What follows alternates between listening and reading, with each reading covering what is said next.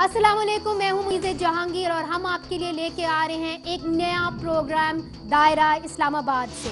लेकिन हमारी नज़र रहेगी इस्लामाबाद के ऐवानों से दूर, आपकी कहानी पर। हम लेके आएंगे आपकी आवाज़ और आपकी परेशानियां इस्लामाबाद के हुक्मरानों तक। जब बाकी सारे कैमरे आपके मसाइल से नज़र उठा लेंगे तो हमारी नज़र रहेगी आपके मसाइल पर। चौंका देने वाले इंटरव्यूज़ और पाकिस्तान से सबसे बड़ी स्टोरीज, ये सब आप देख सकेंगे दायरा में। आज दायरा में हम आपको पंजाब की तहसील मियां चन्नू के एक छोटे से गांव में लेके जाएंगे, जहां 13 जुलाई को एक बहुत बड़ा हादसा हो गया। कम से कम 17 लोग जाँ बहक हुए और सैकड़ों लोग जख्मी हो गए जब यहाँ के रिहायशी मास्टर रियाज के घर पे पड़ा हुआ धमाका खेज मवाद एकदम से फट गया। आधा गांव पूरे तरीके से मलबे का ढेर बन गया। अफसोस की बात तो ये है कि बैरूनी और अंदरूनी मसाइल से घिरा हुआ पाकिस्तान इस खतरे को भांप ना सका। आज सवाल ये उठता है कि क्या सेंट्रल और जनूबी पंजाब दहशतगर्दों का गढ़ बन चुका है? क्या पाकिस्तानी तालिबान अब यहाँ पे सरगर्म है? इन्हीं सवालों की खोज में हम चलते हैं मियां चन्नू।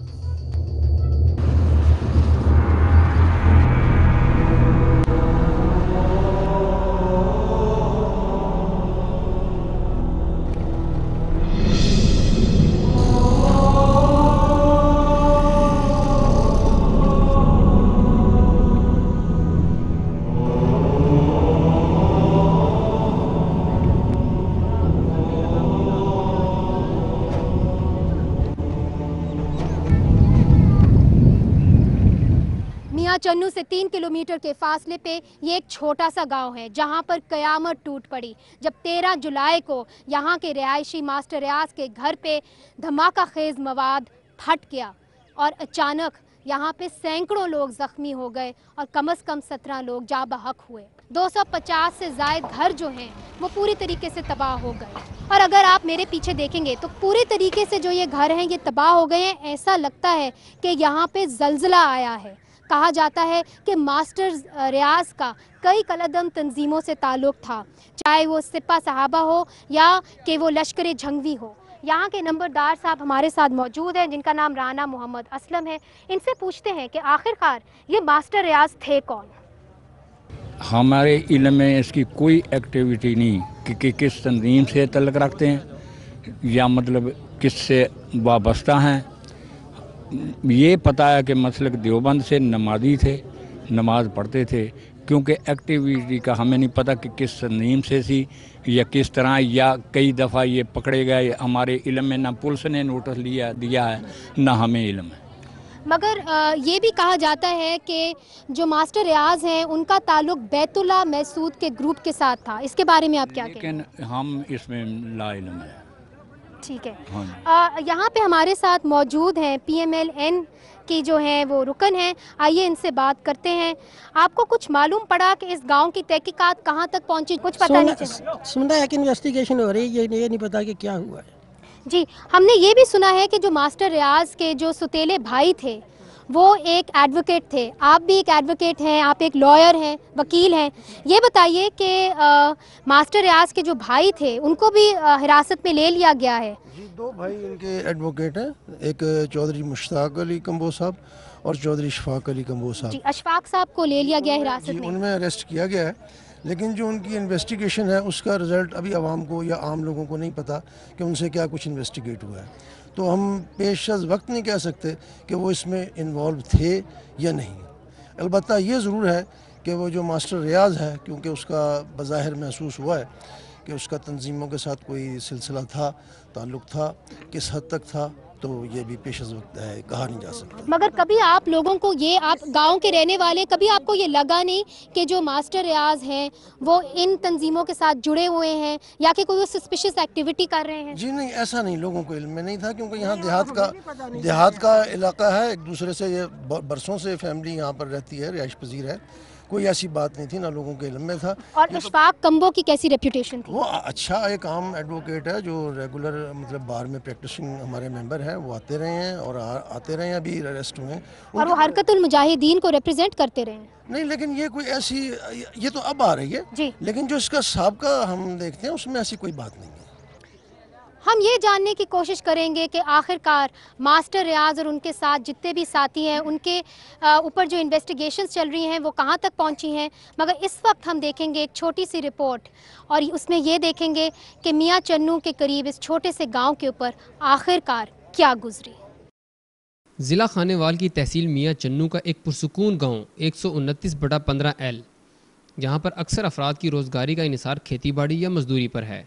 13 जुलाई की सुबह कलदम तंजीम से ताल्लुक़ रखने वाले मास्टर रियाज के घर में ज़ख़ीरा किए गए गोला बारूद में धमाके के बायस 19 अफराद जाँ भाग जबकि 70 के करीब ज़ख्मी हो गए। मास्टर रियाज सरकारी स्कूल में उस्ताद और अफगानिस्तान से अस्करी तरबियत याफ्ता था।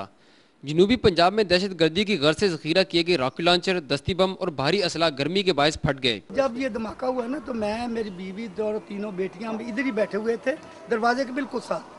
तो एक इस शदीद किस्म का ना धमाका हुआ जिससे ना तो ऐसी अंधेरा छाया कि वो शायद कब्र की रात भी इतनी अंधेरी ना होती। तो जब हम बाहर निकले तो हमारे पास सिर्फ एक खुदा की ज़ात थी और या हम सड़क पर मौजूद थे। इससे पहले ऐसा कभी धमाका हमने देखा ही नहीं है। बाकी जो ये मंजर है ना, ये तो 1 मिनट और कुछ सेकंडों में ये तमाम मलबा ढेर बन गया। धमाके से मास्टर रियाज के भाई और बहन भी जख्मी हुए, जबकि कानून नाफिज करने वाले इदारों ने मास्टर रियाज को जख्मी हालत में हिरासत में लेकर तहकीकात का आगाज कर दिया। मियाँ चन्नू के इस गाँव में लोग एक पुरसुकून जिंदगी गुजार रहे थे, ताहम सिर्फ एक शख्स की इंतहा पसंदी ने पूरे गाँव को खाक व खून में नहलाकर सोगवार कर दिया। कैमरामैन उस्मान अली के साथ ताहिर महमूद, ARY न्यूज़, मियाँ चन्नू। Welcome back. हम ये जानने की कोशिश कर रहे थे कि मास्टर रियाज और उनके साथियों के ऊपर जो तहकीकात जारी हैं वो कहाँ तक पहुँची हैं, मगर अफसोस हमारे बहुत बुलाने के बावजूद जो यहाँ के DPO हैं और जितने भी हुकूमत के यहाँ पे ओहदेदार हैं वो इधर नहीं आए। इधर के जो नंबरदार हैं वो हमारे पास हैं, उनसे पूछते हैं कि नंबरदार साहब, पहले मास्टर रियाज को 3 दिन पहले, इससे पहले कि ये धमाका हुआ, उनको यहाँ से हिरासत में लिया गया, फिर छोड़ दिया गया। उससे पहले भी एक दफ़ा उनको गिरफ्तार किया गया। क्या वजह है कि पुलिस ने इनको बार बार छोड़ा? क्या वाकई में पुलिस इसमें मुलव्विस थी? इसकी मुझे कोई इल्म नहीं कि पुलिस ने उसको पकड़ा या छोड़ा, क्योंकि पुलिस ने हमारे साथ नंबरदारों के साथ तावन छोड़ दिया। वो हमें उस वक्त बुलाते हैं जब पैरा गांव में लाना होता। मगर आपके गांव के वो रिहायशी हैं, आप उधर के नंबरदार हैं, क्या आपको बिल्कुल कुछ पता नहीं? आपका सवाल इसलिए है कि नंबरदार हैं, यही तो जुर्म है कि पुलिस वाले भी नहीं हमें तहफ़्फ़ुज़ देते, न बताते हैं कि ये वकूआ हुआ है, वो लेकर चले जाते हैं, खुद अपनी सवाबदीद पर छोड़ देते हैं। जब इस निज़ाम को धर्म भरम कर दिया है तो नंबरदार को क्या ज़रूरत पड़ी है? वो अपने तहफ़्फ़ुज़ करे या दूसरों को बताए। जी ज़ुबैर सिद्दीकी साहब, आप एक रिलीजियस रहनुमा हैं, क्या आपको इस बात का ख़दशा है कि आजकल के जो नौजवान हैं वो किस तरफ जा रहे हैं, किस तरफ एक दहशतगर्दी की एक लहर उठ पड़ी है? क्या आप अपने मदारिस में लोगों को समझाते हैं? सबसे पहले मैं ARY का शुक्रिया अदा करूंगा जिन्होंने इस गर्मी और धूप में इतना तवील सफ़र करके यहाँ के मसाइल जानने की कोशिश की और दहशतगर्दी के मसले को हल करने के लिए उन्होंने एक अच्छी काविश की। जहाँ तक दहशतगर्दी का ताल्लुक़ है, दहशतगर्दी हमारे ख़ित्ते में 9/11 और 7/7 के बाद आई है, जबकि मदारिस अरबिया और मदारिस दीनिया बरे सग़ीर में 200 साल से और पाकिस्तान में 1947 से काम कर रहे हैं। ये तो ठीक है, मगर क्या अब जिस तरफ हमारे नौजवान चल पड़े हैं, क्या आपने कोई ऐसा सिस्टम बनाया है अपने मदरसों में जहाँ पे इन बच्चों को समझाया जाए? अब तक दहशतगर्दी की जितनी भी कार्रवाइयाँ या वारदातें हुई हैं, उनमें से किसी एक का भी मदारिस से ताल्लुक़ साबित नहीं हुआ। इन सब लोगों का मदरसों से कोई ताल्लुक़ नहीं। यहाँ जो वारदात हुई है और इस वारदात का भी किसी दीनी इधर से मदरसे से ताल्लुक़ नहीं, ना यहाँ मदरसा था ना यहाँ। नहीं, मगर यहाँ पे तो एक मदरसा था जी, जो